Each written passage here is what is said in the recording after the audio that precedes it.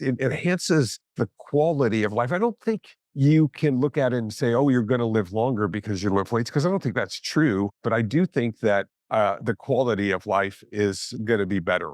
I'd say that's without question. So not more years to your life, but more life to your years.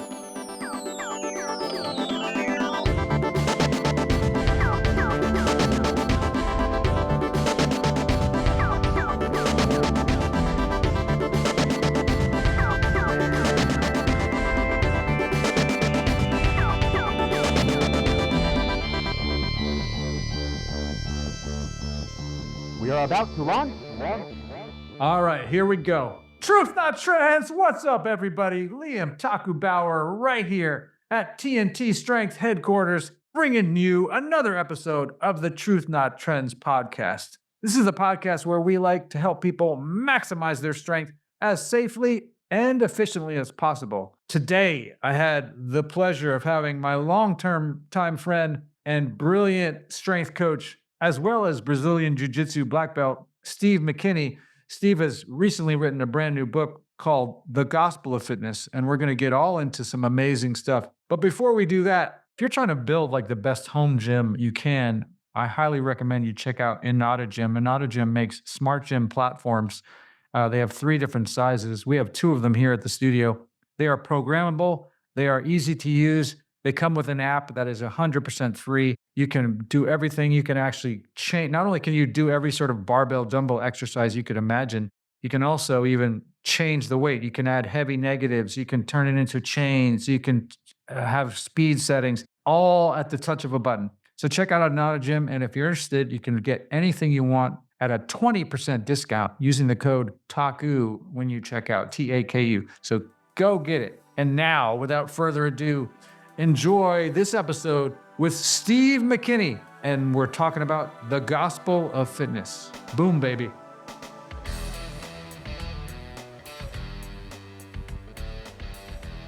Awesome to have you here. And, maybe even though you're like a old friend of everyone here in the world of TNT, you can kind of reintroduce yourself, because we always hope there's some newbies out there listening, joining us here at the Truth Not Trends HQ. So tell them a little bit about your background. Steve McKinney. I am the owner of Fitness and More Incorporated. It's a private personal training studio. It's a boutique style studio.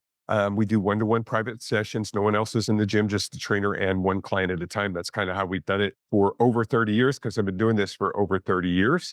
I am a Brazilian Jiu-Jitsu black belt. I am an author of the newly released book called The Gospel of Fitness, and I am a pastor. I run a church as well, so I stay busy in the middle of it all.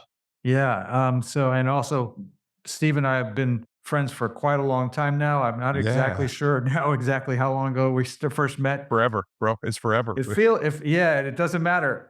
As long as it keeps going. That's it right there. Yeah. So I'm super excited to have you back on the show, and really excited for you and for people out there who are going to get a chance to encounter the book that you put out. Love it. I want to dive right in and talk about that. So, what inspired you to write The Gospel of Fitness, and how does it challenge traditional fitness advice? So what I do, and I have a private Facebook group that's called, now I renamed it recently. It's called The Gospel of Fitness Inner Circle. And I've had it for a long time. And what I do when I get a new client is I'll let them come to that group. And then if they have any questions, that they may be training with a trainer and they may have questions they need to ask, I'm in that group. I also do motivational stuff in that group, just write stuff. So I was thinking back on this, and I'm like, I would just write stuff, and then I would put it in that group, and then I would just keep it in kind of like a file. And then there was years ago, I went to this conference. I met one of my buddies there. We'd met through the internet, but he's an older guy. He's a little bit older than me. I just turned 64, by the way, which is crazy. How does that happen? Happy birthday. I know I'm right behind you. It's crazy. It's just crazy. So I took him through a workout, one of the, just our high intensity workouts. And I love the rush factor in the workout. So we were able to do it in a big box gym, just from one exercise to the next one, muscular failure on each set. And he was like, oh my gosh, it's the best workout I've ever had. And so then he has a podcast, and he has a group of men that he kind of mentors.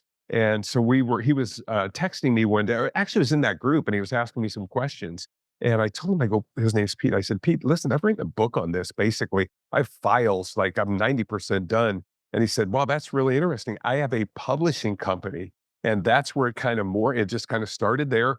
And I sent him over my manuscript and he goes, yeah, we'd love to work with you. So that's kind of where it went. And then it took us maybe 3, 4, 5 months to just kind of put it all together. You have to have editors. It's so much work. I didn't even realize how much work it was. Yeah. But we launched it, man, and it did really well. It went to #1 in a couple of categories on Amazon, which isn't the biggest platform in the world, but holy cow, I was shocked by it. And we're still, it's still doing very well. So, and the idea behind it was just there's so much information. And you guys probably deal with this as well. When a client comes through the door, they always have a preconceived idea of what they should be doing. I need to be training for an hour, 5 days a week, all this kind of stuff. I need to be training my core, all the stuff that the catchwords. And I'm like, every single time I would just think, man, we need to communicate our message to people in a different way. And so I just thought, I'm just going to try this and see what happens. And so it's really gone well. And so yeah, that's kind of where it came from and kind of where it's going. And I have a bunch of speaking stuff set up and I have some, honor of being on your podcast today and have several other ones set up. So we just started it from just this idea of over 30 years. And what I did over that 30-year period, I kept records of everything. So I kind of formulated what I thought people could do or what I saw them be able to do, not just for a minute, but for a lifetime. So I try to create a lifestyle of fitness in the middle of that. Yeah, that's fantastic. Yeah, we obviously do encounter similar things here. Jokingly, we sometimes use the idea unplugging people from the matrix, right? Oh, yeah, Because there's so much information overload, and the power of the internet is such that it gives you that instant access. But unfortunately, they don't have a filter to discern, what's valid and reliable and what isn't. And so there's so much of it. It's so easy to go get misinformation or go down that that wrong road. absolutely. Yeah, so that's fantastic. So you like to emphasize what you call the 3W approach, weight training, walking, watching your diet. Why do you feel this is the best system for, as you say, yes, the term you're using, aging strong? Yeah. And so I think in the middle of that, what it does, so a lot of times, like I just came off of, we just did a tour in Florida and I went to a few sessions. There were hundreds of people at each session. And at the end of the sessions, I do Q and A's. And the reason that that 3W approach works so well for me is because that's my framework. It's like you said, people they're in this matrix of misinformation. And so for me, I run everything through that grid of weight training, walking, and watching your diet. And that with that grid, I can answer any question that people might have. So when I'm dealing with the question and answer, I run it through that grid. And I think that when you think about weight training, and you'll know this just as well, but weights, in my definition of exercise, they're the tool that we use to stimulate muscle. That's what they're for. Now you could use them for other things, but primarily what you want to do with weights is you want to stimulate muscle and you want to save your joints. And so that's the way that I approach that whole thing. And then when it comes to walking, I just do that. And I learned this years ago, 30 minutes a day. Generally, it's best after evening meal. But there was a study, I was reading it the other day. This guy, he did a study on calorie burn after, like for 2 hours after dinner. He did the calorie burn with these exercises. So he tested walking alone, he tested eating and walking, and he tested walking and eating. And his conclusion was eating dinner and then walking increased your BMR by 25% or so. And so that is why after dinner works best, but it's not one of those things where I'm locked into that to say, oh, you have to do it after dinner, it doesn't work. Just get 30 minutes of those low intensity movements per day. If it's walking, a bike ride, elliptical, something like that. Obviously not a big fan of running because it just wreaks havoc on your body. Some people can get away with that, but it's very, very few. And then we're looking at when we're talking about watching your diet, you can never get around calories in, calories out. I mean, that's really the bottom line. And there's so much information out there that kind of tries to debunk that.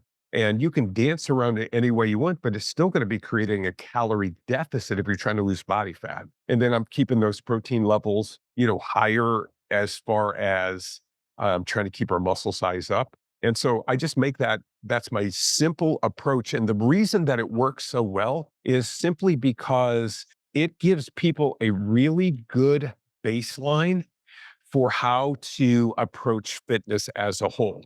And what I mean by that is if I can get people in that area doing those things, I will then challenge them to maybe once a week, try something that challenges you a bit more. For example, we have what's called Monk's Mound here. It's a Indian artifact site, and it's got these giant steps that you can go up and down.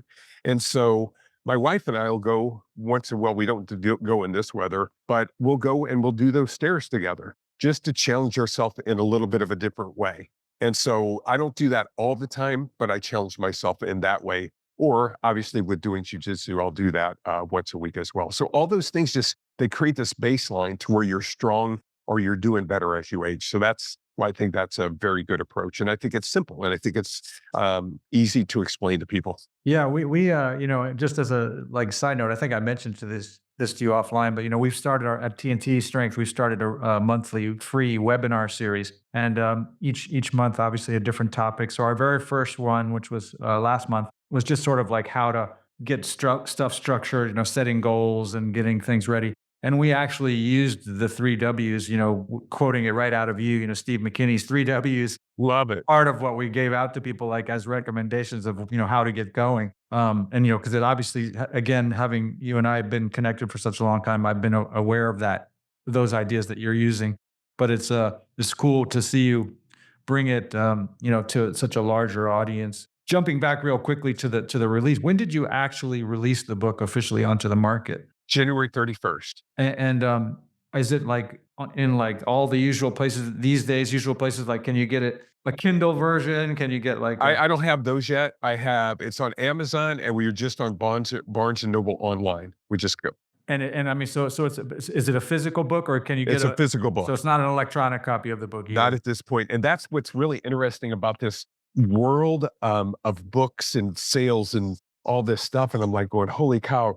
It's a different world. It's a different language. It's really interesting because people ask me, hey, you going to do audiobook? I'm like, man, I'm just doing this, I'm just trying to figure this out, But yeah, it's been really interesting. Here's what was cool. I was in the bank. Yes, I was in the line at the bank in my car yesterday.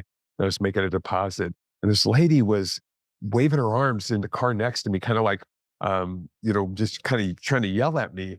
And I'm like, oh no, I don't know what's going on right now. Anyway, I roll down my window and she goes, hey, I got your book and it's awesome. And I'm buying one for my friend. And I'm like, oh, this is so cool. Yeah, that's fantastic. Yeah, it was cool. It was really cool. And people, we don't need to go down the Amazon rabbit hole, but people don't understand the whole world of books. They're the whole Kindle thing, there's no money in it for an author. There's no benefit, in my opinion. So it gives more accessibility to the information, but on the business side, you get nothing out of putting it out in those forms. Amazon kills you, and you make 2 pennies or whatever for every know book. it's such a challenge. People don't realize, that just because your book is number 1 on Kindle or something that it's not like you're becoming a millionaire. No, that's exactly right. And I love I've always loved physical books. I mean, you can kind of, if you look behind me, I just have tons of books. I still buy physical books. I just like them better.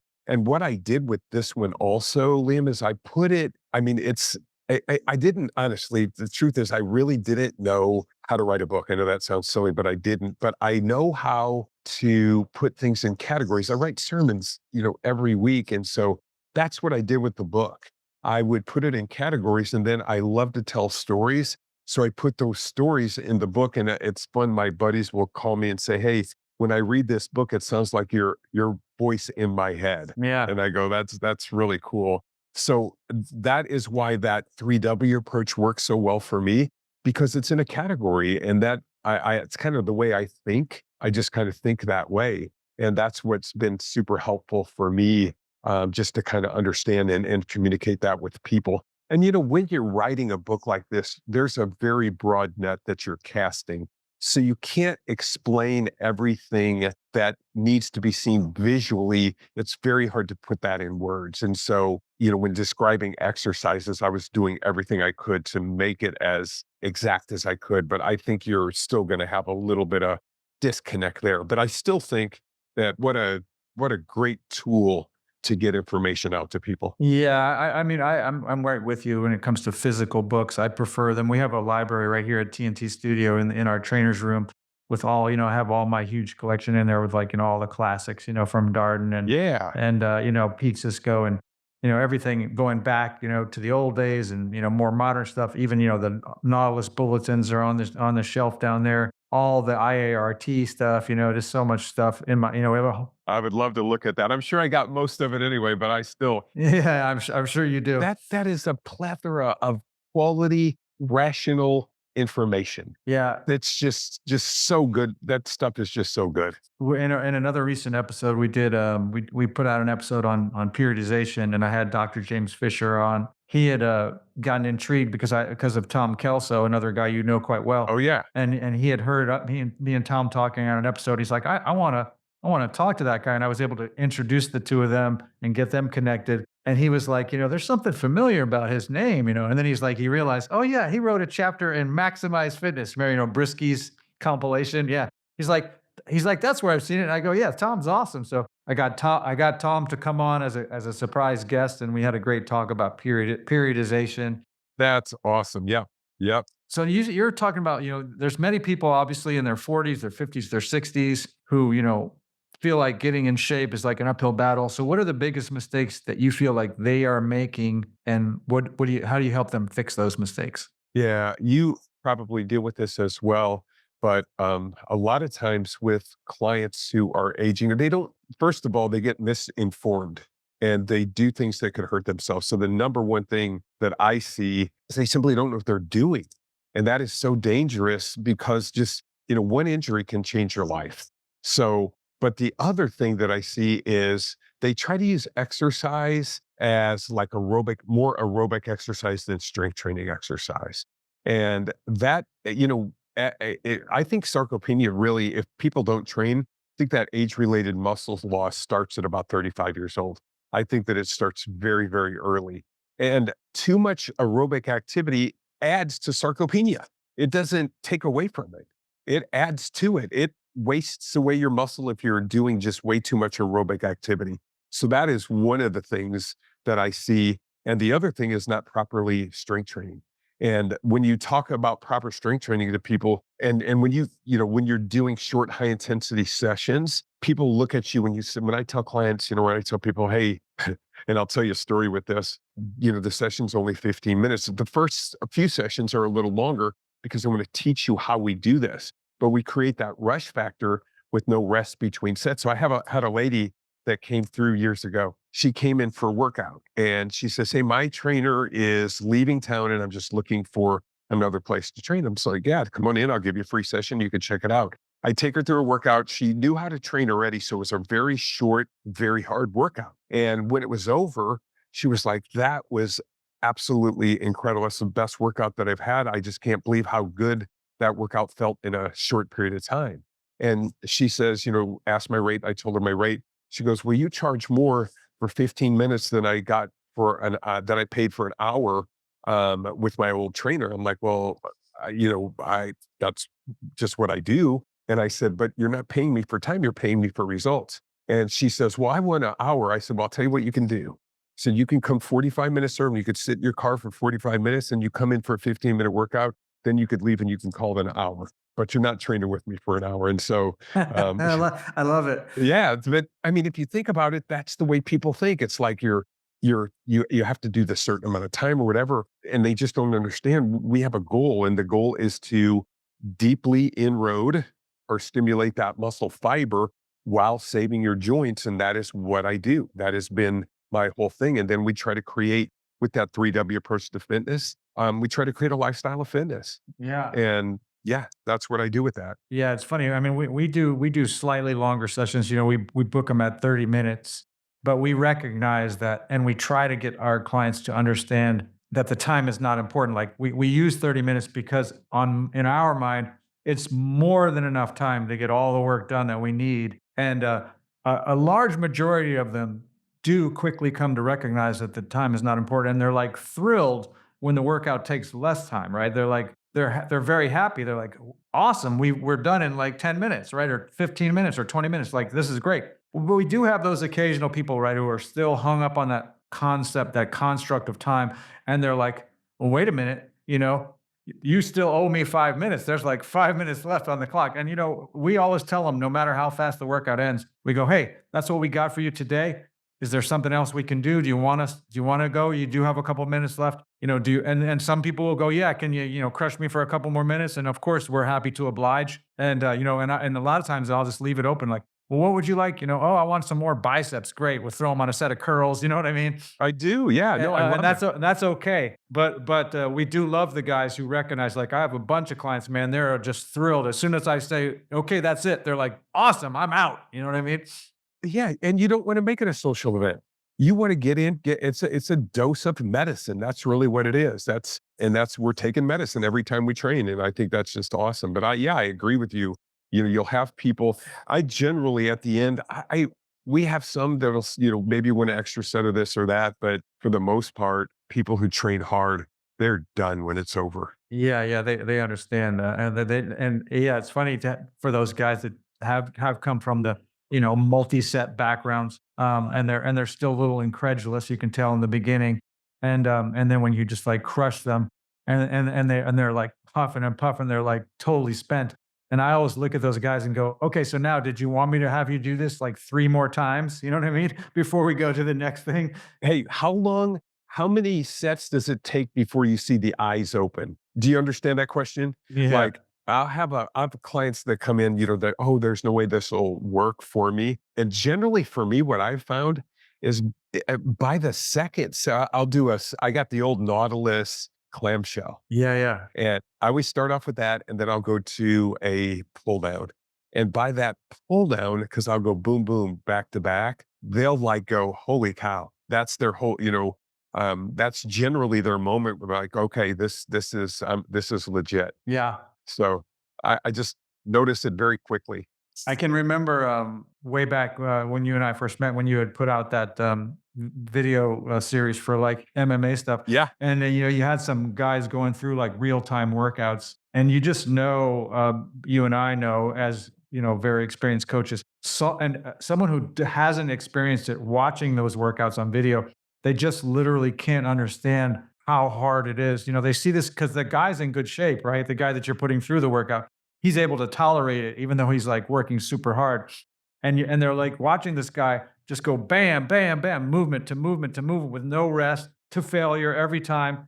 And it's done in 15 minutes. And they're like, oh, that doesn't look that hard. I do. You know what I mean? They have no idea. And then they come in, right? And you and I also know, like, and the average person, like, that they're gonna get sick, they're gonna feel nauseous, they can't tolerate that kind of work. You really have to we have an entire what we call our onboarding program at TNT, where we like ease them into it for the first 12 workouts, right? Like the first day we only do 3 exercises. The next day we only do 5 exercises. We like slowly bump it up, so that we're not just like making people sick and everything. And then of course it still happens occasionally. It's never our intention. I do the same thing. We got some people, they work as hard as they can, and they got to take a stroll outside and lose their lunch. Yep, I still have it, and people who have been with you for a while, that can still happen as well. It's not just the noobs that happens to. Sometimes you hit somebody at a really good session, and boy, it really clicks for them. So Yeah, yeah, for sure. I love it. Yeah. So now, your book has helped, a lot of people simplify the fitness. So what's the one thing you feel like listeners can do who are here with us today to go out and start seeing real progress with their own fitness plans? Yeah. So what I do with the books, I have a 8-week session in it, and I kind of start people. It's kind of what you just said. I start people at 3 days a week with that with the session, and then I cut them to 2 days a week. And I do the 3 days a week because, you know as well, when you're on your own, the intensity isn't going to be that as high as it could be with a coach. Sure. So I want them to learn the sessions first, learn exercises first, and then we cut back a little bit because your intensity increases as you begin to understand it. I kind of look at it like this: when you're trying to stimulate muscle, you can become a black belt in stimulating muscle. That's what I always tell my trainers. I'm like, look, we're just trying to stimulate muscle. We're not always just trying to add weight. We're really trying to stay focused with that. And so what I did is I put a home program and then I put a gym program, and they're full body workouts, and they kind of just guide people along in that area of how to, and I answer all the questions in the middle of that. So I think that looking at it from the perspective of the book is there's so much valuable information on how to actually train yourself, how to train to failure, how to load the muscle and not unload it, how to connect your mind to the muscle. I think all those things really, really matter. And so, does that make sense at all? Absolutely. Yeah, no, I think, I also, in a perfect world, I love the idea. Like when I used to create a lot more distance programs, for athletes all over the world, people would reach out to me, want me to build a Yes. workout, right? And in all those workouts, I always start them off with 3 times a week. And then what I do is I cut it down like every two, I like to train like program in 2 week blocks. So like, the first 2 weeks is 3 times a week. The next 2 weeks, it's 5 times in 2 weeks. The next 2 weeks, it's 4 times in 2 weeks. You know what I mean? And it slowly eases them down in volume and frequency and up in effort, right? And ideally, the program that I love with athletes, my sort of go to is to work them all the way up till they're doing in every 2 week block. They're alternating strength and conditioning. So strength on Monday, conditioning on Wednesday, strength on Friday. The second week, conditioning on Monday, strength on Wednesday, conditioning on Friday. And so as it eases them up to that point where they're in every 2 week block, they're just doing 3 of each style of workout. I love it. And this is for like athletes specifically. So, I would create, energy system specific conditioning programs to make sure their gas tank is good, separate from the strength, even though you and I know that you can get a ton out of just doing, rush style strength training. But Absolutely. I like to have some energy specific stuff. If it's you're a soccer player, a hockey player, or whatever you're doing, you can do that too. And it ends up being like an awesome balance of just 3 of each every 2 weeks. You know what I mean? It's like something you can do in perpetuity, almost whatever age, whatever sport. It just holds up. I love it. I love it. And now what I do is I do a lot of onlines. I have clients. I actually have I have clients in Alabama, Maryland, Washington D.C. I still enjoy that online training too because I have several that really, really love that kind of training, and it's so simple for them. We just jump on a Zoom. I give them they have dumbbells, and I just walk them through a workout. And so that way you can see what's going on. But what you said is exactly what I'm doing in the way that I set it up in the book. We're both thinking in that same way. I do 2 or 3 week sessions in there, and it's only an 8 week thing, but it changes each time. What I do is I actually increase the volume a little in the last few weeks just to kind of peak them out in the middle of that. Yeah, that's awesome. Yeah, I just kind of build up to that crescendo. That's one thing that really came out of the pandemic, right? Is that virtual coaching. Yeah, Not only does it can genuinely work, and it can be really effective when there is a coach right there watching you, even though they're not in the same room. We do a ton of virtual stuff too. Obviously, we started with that during the pandemic, and some of our clients have never trained with us live. They've stayed virtual the entire I time. know. Yeah, it's And really now cool. what we have is a hybrid model. And what's great is we use it to help them understand that if they're really grooving with this workout plan, miss, right? They go, oh, I'm going to be in Mexico or I'm going to be wherever. And I'm like, great, just jump on Zoom from wherever you are and do a workout with us. We've had people do workouts in their hotel room in Italy, Yeah, staying at some place in Puerto Rico, you know what I mean? And what's funny is a lot of these places, these days have gyms, right? The hotels. And almost every time there's nobody in there but the client that I'm working with. They're like, I'm in the hotel and I'm all alone in the gym. And I'm like, great, you and me, we could do everything we want, right? I love it. And nobody's in there in their way. So they have a whole gym all to themselves. And a lot of times too, what I'll do, they'll have dumbbells with some of my clients have full gyms and I train them in their full gyms. Others don't. Just train them in their office with dumbbells, and I'll get a moving strap for time static contractions. I'll throw in isometrics and just kind of create a workout on the fly, which is always great. And I have a folder, just I keep track of everybody's stuff. I still do that. I That's how I kind of developed that 3W approach to fitness, is I just kept track of everyone that I trained over the years. And I'm like, okay, what works, what doesn't, what can people do for a lifetime rather than a minute, is how I like to put it. And that's where I kind of came up with that idea, just keeping those records. Yeah, yeah. It's funny. I have another friend who's an author a long time, and he told me that similar to what your guys have said. Like I've been, I've been writing blogs for probably, I don't know, 15 years. I don't know how long I've been doing it. Yes. Maybe longer. All that, and so my buddy who's written probably 20 books at this point. He was like, you already have a book or more than one, right? Like he's like, all that stuff you've been putting out for years, you could just pile it all together, and and like you said, get an editor and all that.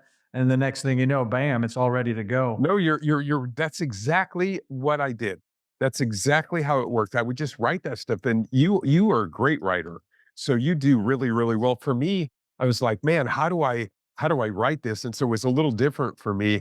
But I read your stuff, and man, you have great content. You communicate very well, and probably got 3 or 4 books already. So I appreciate the kind words. that's for real. I love it. I don't know if you remember, there's a guy, Wayne Fisher. He was on the Underground Forum. He used to go under the name Scrapper, I don't remember that. and he's like a BJJ guy. But anyway, he had his own stuff, weightlifting stuff, strength training stuff. He had his own website way back when. But it's like I was putting up stuff on the Underground literally since around the late 90s. Like there were so few people on that forum. When I first got on there, they were able to put every single member's name on a t-shirt. Can you imagine that? It's like one of the biggest websites that would, like, everybody's name fit on one t-shirt. Wow. Like everybody's screen name, and that's how far back it goes for me. But and there's guys that will tell me, like, I still use your program that you put up, on the Underground, like That is so cool. 2003, for like calf training or something like that. It's crazy.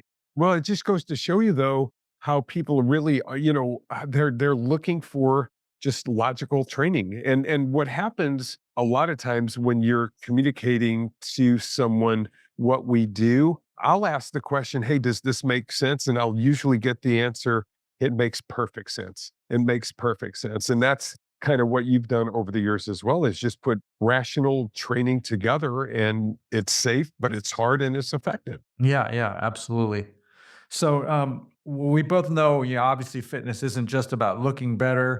It affects confidence, business, personal life. So what would you say, how does being in shape improve all the other areas of people's lives? I would think the number one thing is that self-confidence. I think that that's so important. I was reading years ago about people who got in shape that were in the sales area, increased their sales just from being in shape. And so, it just really does. It increases your confidence. It helps in your relationships.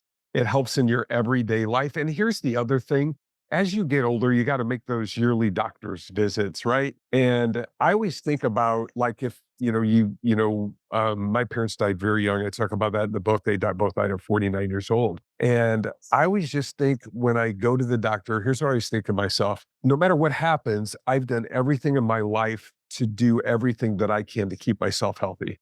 And I can live with that no matter what happens. And so I just think it's super important to take control of your own health. Yeah. And, I think it was Aristotle, maybe it was Socrates, one of them, one of the philosophers says, it is a fool for one not to be his own physician. And I know what he meant by that. I don't think he meant, and maybe he meant it in a different way, but here's the way I interpret it. We have to go to the doctor. We have to, they know a lot about our body. They're trying to help us, but ultimately, we're the ones responsible for our own body. We're the ones responsible for our own health. Yeah. And so with whatever we're dealing with, we have to be able to do what we can to keep ourselves healthy. So I think those are the most important things when it comes to it. And it enhances relationships. It enhances the quality of life. I don't think you can look at it and say, oh, you're going to live longer because you lift weights. Because I don't think that's true. I think genetics play a huge role in that. But I do think that the quality of life is going to be better when it comes down to it. Yeah, I'd say that I'd say that's without question. It's almost, impossible to argue that point, like the idea that you won't get so not more years to your life, but more life to your years. People say, right? Yeah, that's good. I And like that. right, that quality of life, and I Hey, can I agree. steal that one? Can I Of steal that course. one? And I agree with the idea that, we have to be responsible, right? It's that same idea. Like I always use the example of, when you're on the airplane and they're giving you the little rundown and they say, put your oxygen mask on first, right? Before you take care of someone else. Great point. That's the idea, right? If like, a friend of mine is, dealing with some things and, always trying to help people, very, very generous, coming to people's rescues and everything, but also having their own issues with health and challenges and stress and stuff like all of us.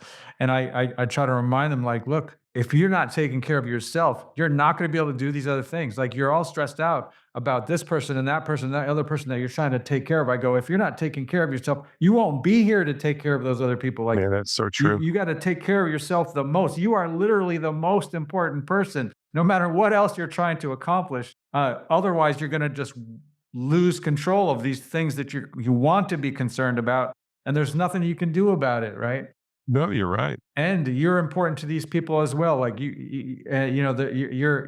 important to other people, right? You got to take care of yourself. Nobody can do it for you. Yeah, it's so important. And the other thing with genetics, as you mentioned, which I agree, there's certain things we can't change, but we've learned obviously that they're much more malleable, right? I like the idea of like the levers you can pull, right? You can switch those switches, right, by the choices you make, right? You can, whatever genetics you have, you can definitely optimize them to the best of your ability by, making better food choices, making those exercise choices, just these simple things that can push them in the best direction they're going to go, right?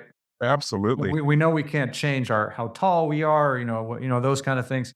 Structure, fat, people are born with certain abilities, right? But we can all maximize whatever package we came in. And obviously, as we're aging, you and I both in our 60s, we both recognize, that we want to be healthy and strong as long as possible. I mean, you're still doing jujitsu, which is phenomenal. I use this example because I live in an apartment with like hardwood floors, and I was like running around, not thinking about stuff, wearing my socks, and I just slipped really hard, like I was on ice, and I just went bam down on the floor. But I mean, I just immediately jumped right up and didn't even think anything about it.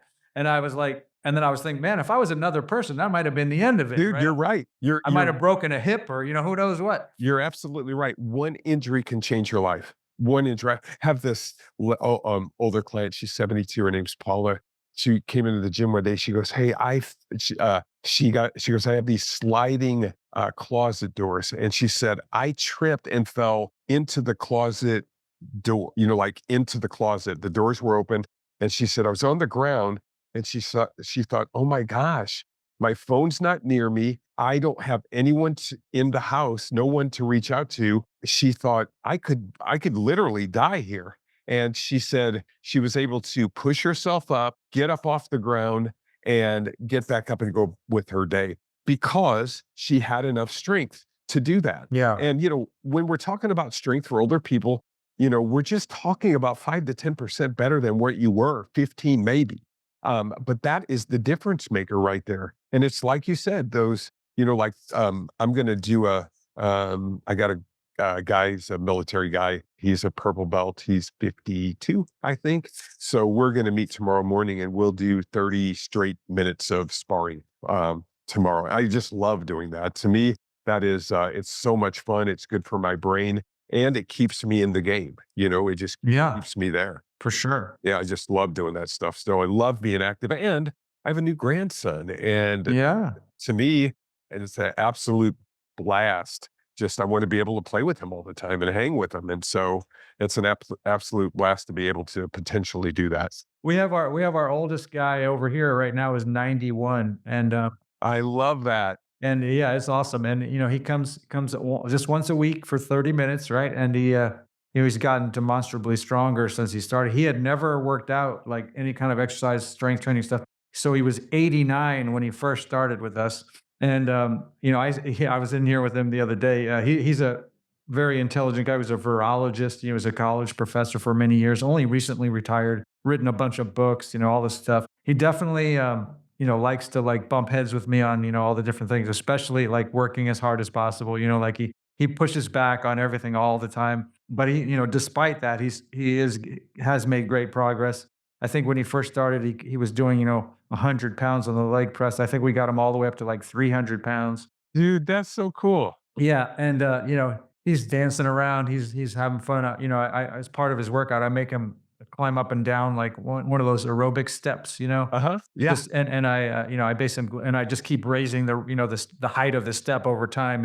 So that he can step up and down these bigger and bigger steps. Super important. Yeah, yeah. But anyway, it's great to see that, and we have all ages and abilities. But I would say our bread and butter clients are 50 plus for sure, Yeah. and yeah, they all recognize. I don't know about you personally, but I've noticed in myself. I'm going to be 63. You're going to be 64. This is the first time in my entire life that I'm like conscious of my mortality. You know what I mean? Like Yeah. I do know. it's like it's on my mind. You know what I mean? I want to be around as long as I can. I want to be as healthy as for that time as well as I can. There's nothing I can do about it, right? I'm going to head out at some point. Yeah. But, Yeah. but I, it's the only time in my life I've ever started to be like, wow, like I got more behind me than in front of me at this point. Dude, that's so true. That is so true. And honestly, what I notice, there's a decline. There's a decline in my jujitsu performance. There's a decline in my strength. It's inevitable. It's going to happen. I try to keep it as high as I can, Sure. but it's going to happen. And what you said about your 91-year-old client, I find that those older clients once a week is perfect. Yeah. More than that is too much. And every decade that I noticed is like I could do in my 40s what I could do when I was younger. I just couldn't do it as often. And then when I got in my 50s, I could not do it as hard. And then in my 60s, it just declines a little bit worse. Yeah, it's funny, but it also makes you appreciate the levels that you're achieving in those other decades, right? Like Yeah. I'm in my 60s now. Like I thought I wasn't, for each decade you think you're not performing well, but then then you look back and I go, man, in my 50s, for example, I think I ran like a 8 700 meters Wow. in my 50s, right? So Wow. like under 13 That's seconds. crazy. That's awesome. And there's no way I could do that now. Do you ever jog or do you ever sprint at all?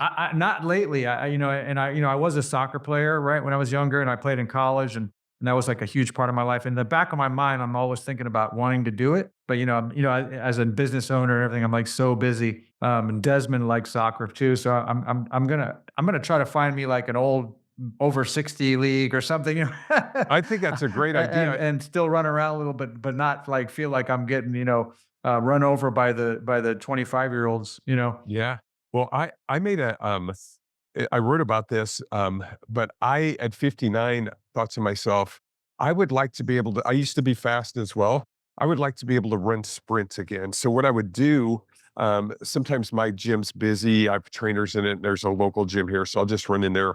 I put my hoodie up, my earphones on, and I get my workout in. I actually stopped going because people will stop me in the middle of the gym, like, "Hey, I got this shoulder issue," and I just like, man, I just want to work out. I don't want to train people while I'm in here. Yeah, yeah. But what I would do is after that, after I would finish, I would come home right from the workout, and then I would try to. How I started is I just started with the stride. I tried to increase my stride from the so-called sprints, and anytime I say sprints for a 60-year-old, I use air quotes. Yeah. But I would just try to increase my stride. And then when my stride got to where I wanted it, then I would try to increase my speed. Now, I never sprint at 100% because I just feel like, oh man, that just feels dangerous. But I'll sprint as hard as I dare, not as hard as I can, simply knowing the injury factor, could be there. I may do 3 or 4 20, 30-yard sprints, nothing major, but it feels really good. And it's Yeah. I don't stretch, so it's just a kind of a dynamic stretching thing, so to speak. And I actually actually learned that from Tom Kelso. I was reading one of his articles that he wrote, and he said he had this statement. He goes, "Sprinting is the most ballistic movement that I'll ever do." And I'm like, man, I love that. And it's I'm like, I'm going to learn how to sprint. So Plus, people don't realize like straight ahead sprinting, mind you, um, is elicits all the things they want out of like plyometrics, box yeah, jumping, yes, blah blah blah. Right? exactly. It is all those things. You don't need to jump up and down on boxes or have some crazy weird stuff. You literally just find a nice, safe, flat area that doesn't have holes in it, and just run as hard as you said, run as hard as you dare and try to improve it. And I, like anything, I personally like to try to, progress, right? So you use a stopwatch, right? Yes. Try to go a little faster. You don't have to set a world record. You have to set your own. I here at TNT, like at TNT Strength, when I work with my clients, I'm always talking about world records. But what I mean by it is each of the clients' own personal individual, right? Right.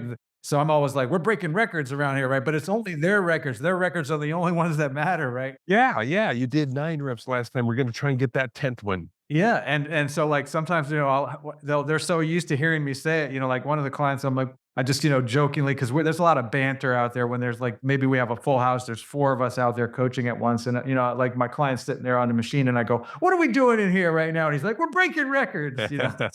I'm like, "That's right, Makes it fun. absolutely." I love that. I Yeah, love everybody that. should be trying to break their own world records as much as they can. I agree. Do it safely, do it efficiently, but try to break those records. Yep. Yeah, that's fantastic. Man, so, are you like I know you how old is your son now? Josh is 30. I have a older son. He's 37, I think. He's a farmer, and Josh is a jujitsu guy. You kind of know Yeah, Josh. yeah. He's 30. He'll be 31 this. And is he still competing at all these days? Yes, yeah. He's going to compete in a couple weeks. He's honestly does really, really well. He's in Masters one now, but he really does well. He's very good at jujitsu. He really is. Does he, compete with the gi or with no gi or He competes both, but generally more gi guy, Uh-huh. but he will compete no gi. Yeah, yeah. So he's done a lot of super fights, and he does really, really well. That's awesome. He's a very good instructor. He's got a really good podcast. It's called the I Suck at Jiu-Jitsu Show. Yeah, I had a lot of fun guys on there. I get to go in there every now and then. But he's doing really well. And we just opened. We had asked when the book release was on the 31st. It just so happened that we were working on opening up another gym. Actually, they were working on it, but I would have to be part of that. And I had to sign the lease on the 31st. So I woke up and the publisher said, you got to navigate all the comments that come off the release.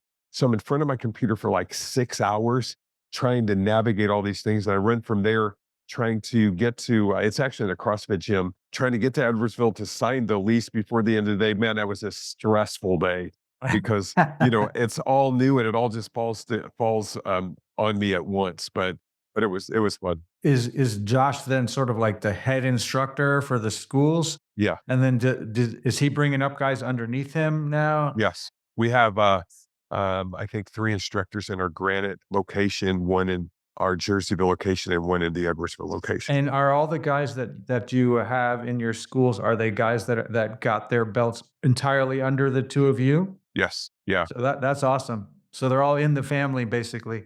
Yep. We have a really good crew.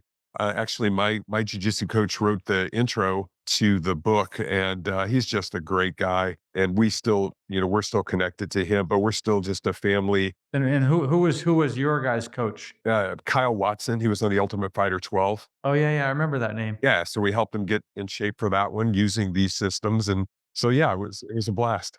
That's awesome. Yeah. Yeah, that's so cool. And so you're starting like a sort of a jujitsu empire out there in Illinois. Well, that's what he wants to do. He's got a goal for the next one. We're thinking about where we're going to go with that. He wants to be ready by July 4th. So we're just trying to create a system to where when we start dropping new schools, we know exactly what we're doing and how to do it. And my daughter-in-law is a huge help in that. She's doing all the video training. And so it's kind of family kind of thing. So it's pretty cool. Yeah, that's something that TNT is always thinking about in the back burner of, like where will our next location be?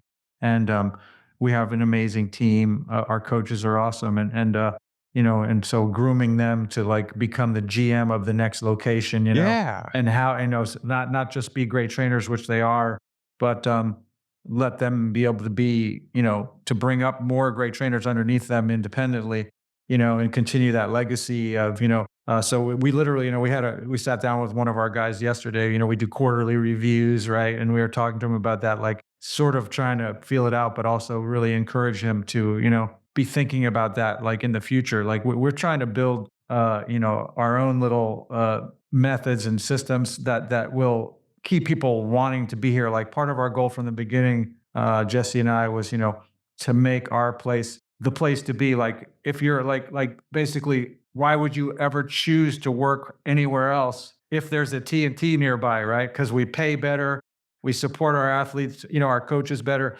I mean, we do everything better than everybody else, right? And that way they know this was a good choice, and they don't feel any. It's so normal for trainers to go some normal gym, work for a while, feel like they're doing pretty good, think I can just do this by myself, right? And then try to go off on their own. Don't realize all it takes to be a businessman. There's so many things. It's not as easy Oh as my people gosh. think, right? It's so hard. That's kind of how our Edwardsville thing came open. One of our guys wanted to open us. He wants to be a full-time jujitsu guy, and so he went, looked in, and he called Josh and said, "Man, I just really think I need help with this whole thing." And so Yeah, we were able to help him. And one of the things one thing we always look for is the quality of the person. Does that person care about people? of course. That's what I look for in my trainers. Those things are the most important things because you can teach the rest of it.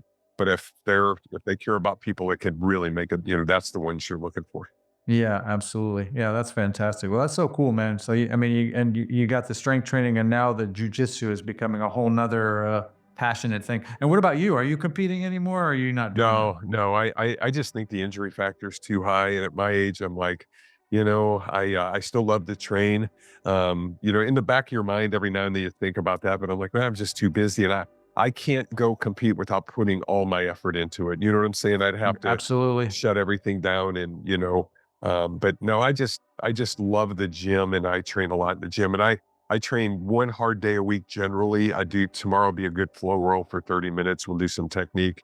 And then Saturday I do 3 or 4 hard rounds. And That's the hard thing, I mean, as a soccer person, I was not the best soccer player, but I played at the equivalent of level of, say, like AAA baseball, right? Like I played. So for some people I'm very good. To other people I'm still working on it, right? You're all always at where you're at. But I took it pretty far, and I played in college, I played semi-pro, all that stuff, and so it's very difficult for me to like you say, like play and not start to like feel like I gotta really be put more into it, right? Like it's hard for me to casually do it because I did it at a very high level, and it was an important thing to me. So I have a hard time personally, like just having fun and being where I'm at. You know what I mean? I do. And honestly, Once I start doing it, I think, oh, I gotta step it up. You know what I mean? Like, I also think there's a respect for the sport in the middle of that as well. For us, obviously, that was a big thing for you. And for me, jujitsu is kind of a big thing. I don't want to go out there and half bake it. I want to go out there. I don't, I was a competitive bodybuilder, and I've been on stage when I wasn't in shape. I didn't know any better. I'm like, I will never do that again. yeah. And so, it's kind of just a promise I made to myself. And so even to this day, I'm like, oh, I'm not just going to walk out and do something. I'm going to go for it. So Yeah, we had one of our guys here at the gym. He was a short track speed skater, and in his 40s, he won the California State Championships. He's in his 60s now as well, and I was his coach, his strength coach back then, and he did great. He won the state championships, as I said, and then in his 50s, he thought, I'm going to come out of retirement, I'm going to do it again. But he didn't prepare effectively at all, and he did terrible. You know what I mean? And like I could see it coming. I was like, you're not putting in the work. You know what I mean? He's thinking, I'm pretty good at this, I'm just going to do it.